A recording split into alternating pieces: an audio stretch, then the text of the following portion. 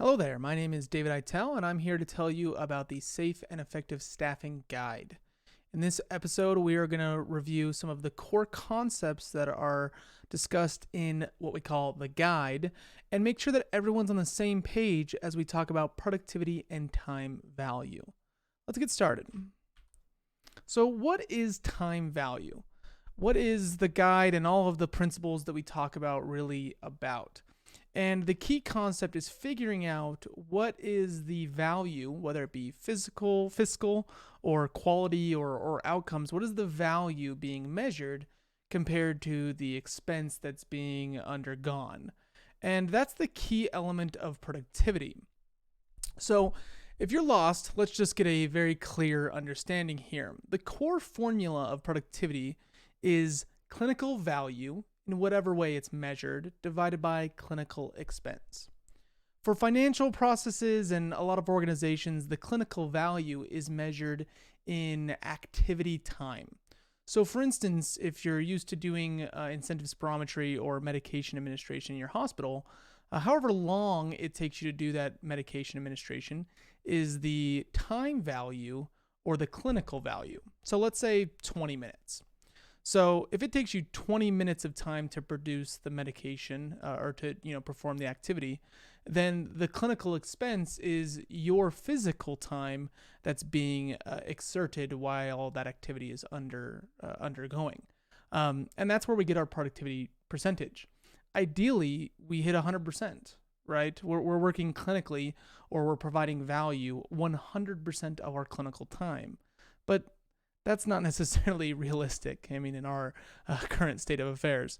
So let's break that down, right? Clinical value divided by clinical expense. That becomes relative value units, which is a very normal RVU value or activity time standards. These terms are used by finance departments, benchmarking companies. Heck, they're even in textbooks. RVUs is nothing new. In fact, physicians have been measured and monitored using RVUs for a number of years. Another standard that was formally published in the Uniform Reporting Manual, which is the predecessor to the guide, was clinical activity time standards. And again, all of these terms are designed to basically just tell you that this is the amount of time something should take. Now, let's be honest, we're not always consistent when it comes to clinical practice. The value or the amount of time it takes you to do a medication treatment for a newborn, a pediatric patient, and an adult is drastically different. Plus, sometimes you can have multiple medications. You can have to stop halfway through if there's a adverse reaction, or perhaps something seems ineffective, and so it's discontinued so that something else can start. Our ability to change on the fly in the clinical environment is very valuable as respiratory therapists, but it can be very hard to measure from a financial standpoint. So again, making sure that we measure those relative value units correctly is important, and then divide it by the clinical expense. Looking at this in a small frame doesn't always help. It might be easy for you to think about your full clinical shift, let's say 12 hours. If you need 12 hours of care, that's around 720 minutes of work time. That's the hours worked or the clinical expense. So if it's going to cost 12 hours or 720 minutes to have you on site working clinically, you need to generate about 720 RVUs or clinical value to offset your expense. Thinking of it that way can kind of help you measure or visually see whether or not you're going to be productive in your shift. That's also a key part of setting up workloads and other administrative things that we're not going to go into right now. So in a 12-hour shift, if you need to be productive for, let's say, an easy number, 500 minutes, that means we need 500 RVUs. Well, how can we generate that? We could be performing a clinical activity that maybe takes 50 minutes of time, maybe something like a conscious sedation or end-tidal CO2 evaluation with other evaluation or education activities. Let's say we do that chunk, that block of work 10 times. Awesome, now we're productive. Now, this changes, of course, if these values aren't updated often. or if they're not standardized, or if they don't even reflect the clinical activities that are being done.